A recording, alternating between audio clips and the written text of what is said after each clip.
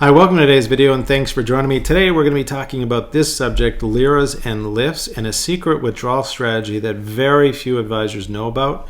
So you're going to look really awesome going to your advisor saying, hey, have you heard about this strategy? Chances are they haven't. So if they have and they're not doing it, then you got to ask yourself, why not? Because it's going to save you a lot of money and get access to your LIF much sooner. So, well, I can't wait to read your comments because this is going to be awesome. All right, as always, this is education for you to help you protect and grow your assets so you can enjoy your retirement stress-free. And this is just a little known secret, so let's get into this. So what are we talking about, the LIRA and the LIFs and what's going on? Real quick, a LIRA, locked-in retirement account, LIF, life income fund. A LIRA is something you've received when you worked for an employer and you left them, and they may have been contributing to a defined benefit plan or a defined contribution plan. Essentially, it's money they put aside for you. It's for your retirement, right?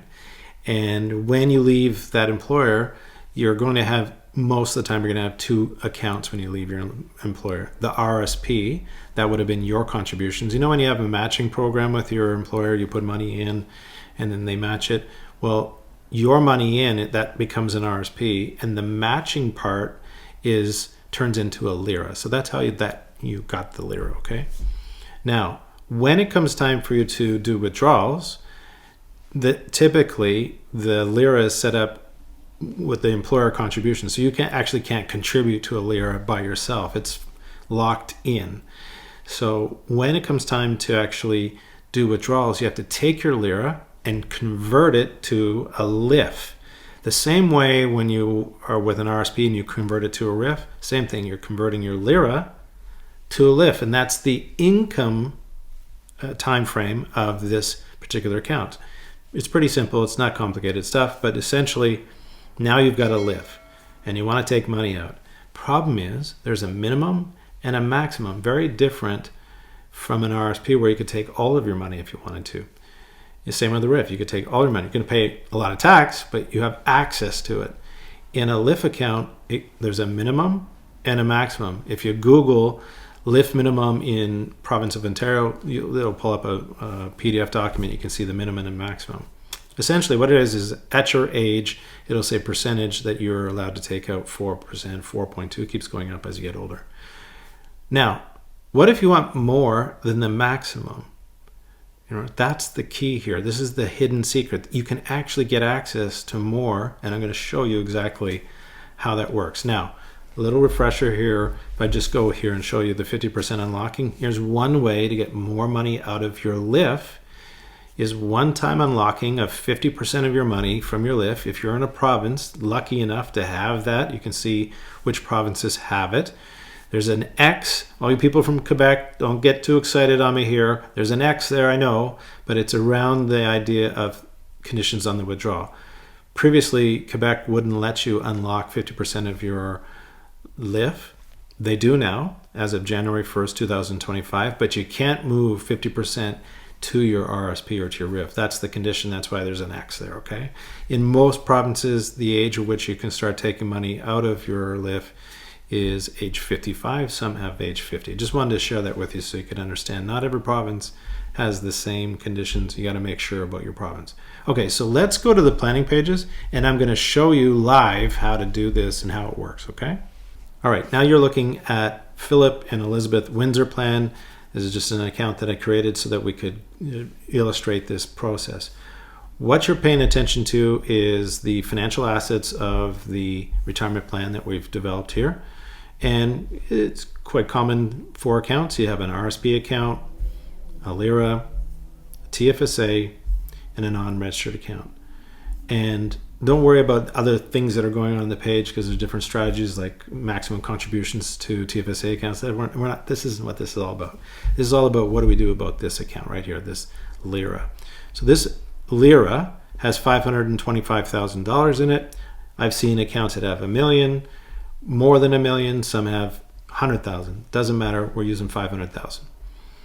Now, if you didn't do an unlocking and you just let this LIRA convert to a LIF, that's what's happened right now. You can see here this money is coming out from age 61.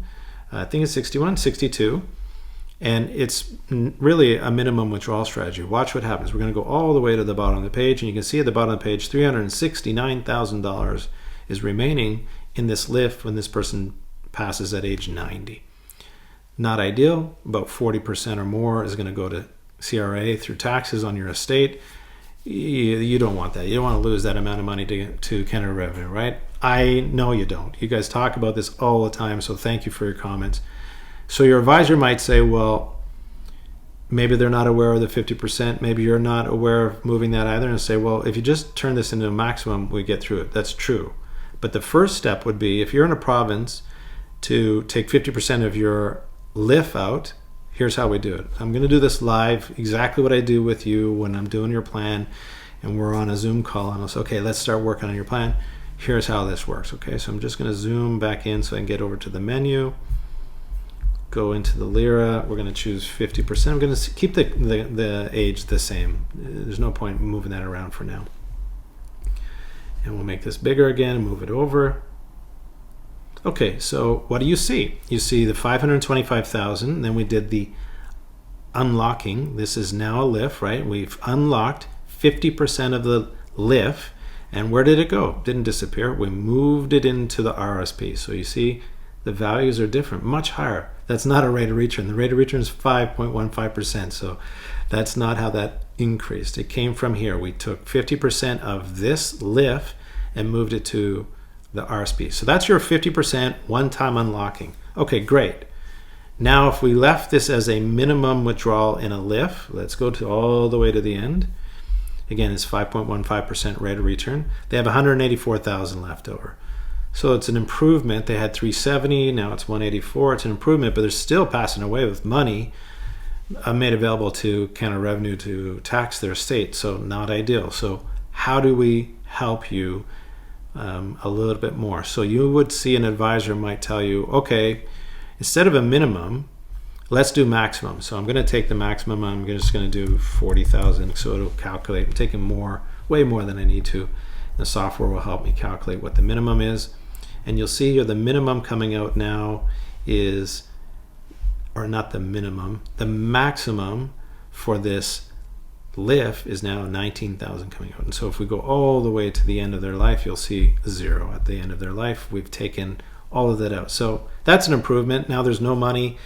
As long as they pass away, not earlier than age 90, they're not going to have any money left in their LIF. Now, but there's another way to do this. Instead of doing maximums, I'm going to reset this to clear this so it's going to go back to minimums. Here's this, and thanks for sticking with me, because this is a bit tricky, but you can do this and you're going to save money and you're going to have access to your money, okay? More of your money. We're back in the LIF, and this is the minimum withdrawal. So what is this strategy all about? The strategy is when your rate of return, that's this column here, is greater than the minimum that you need to take out. So let's say your rate of return was 10%, okay, for the year, and your minimum withdrawal in your LIF was only 4%, okay? Then what's that mean? That means you take the difference between the 10% and the 4%, so now you have 6%. So you can take 6% of your money from your LIF and move it to your RSP or your RIF in that year. Now, some of you are going to tell me right away that I don't have room in my RSP for that one-time unlocking of the 50%. It doesn't count. It doesn't remove or take up any of your unused contribution when you do the 50% unlocking that one time. And it also doesn't interfere when you're doing this where you take the difference between the rate of return and the minimum withdrawal. It doesn't also affect the room in your RSP. So again, let's say this rate of return, I'm just going to change this. I'll make this 100%, make life a lot easier for us to deal with. 0. So let's say, did I not get 10%? So let's say your rate of return here is 10%, and the minimum you need to take out is 4%, just to make the math easy for you guys.